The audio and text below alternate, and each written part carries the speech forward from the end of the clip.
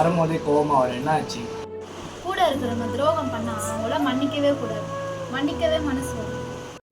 நம்ம ஏசப்பா நம்ம பாவத்திற்காக அவர் பாவம் பண்ணாதவர். நம்ம பாவத்துக்காக சிலுவை சுமக்கும் போது அவரை அடித்தாங்க, அவர் மேலே எச்சு துப்புனாங்க, அவரை கொட்டுனாங்க, வாரினால் அடிக்கப்பட்டாங்க, ஈட்டினால் வெளாயிலமுறை குத்துனாங்க, முள்கிரீடம் வச்சாங்க, கை கால் எல்லாத்துலேயும் ஆணி வச்சாங்க. இவ்வளோ பாடுகளையும் ஏற்றுக்கொண்டு தாகத்துக்கு தண்ணி கேட்குறாரு, கசப்பு தண்ணியில் கொடுத்தாங்க. இவ்வளோ பிரச்சனைகளையும் ஏற்றுக்கொண்டு அவர்கள் நகைக்கும் போது பிதாவை நோக்கி என்ன சொல்கிறாங்கன்னா, பிதாவே இவர்கள் என்னதென்று அறியாமல் செய்கிறார்கள், இவர்கள் மன்னியும் என்று பிதாவிடத்தில் அவர்களாக மன்னித்து கேட்கிறார். அதேமாரி தான் இன்றைக்கு நம்ம வாழ்க்கையில் இயேசு கிறிஸ்துவே செஞ்சார்ல, நம்ம செய்யணும்ல. நம்ம வாழ்க்கையில் யாராவது தவறு பண்ணினா அவங்கள மன்னி, மீண்டும் அவங்க தவறு பண்ணுறாங்க திருப்பியும் மன்னி. ஏசப்பா ஒரு கணத்தில் அறிஞ்சால் மறு கணத்தில் காட்டுன்னு சொல்கிறாரு. இதுமாரி மன்னித்து பழகு, நீ மன்னித்து பாரான், உன் வாழ்க்கையில் சந்தோஷம் இருக்கும். மீறி அவங்க பண்ணார்னா கர்த்தர் சொல்கிறார், நீ சும்மா இரு, நான் யுத்தம் செய்கிறேன்னு.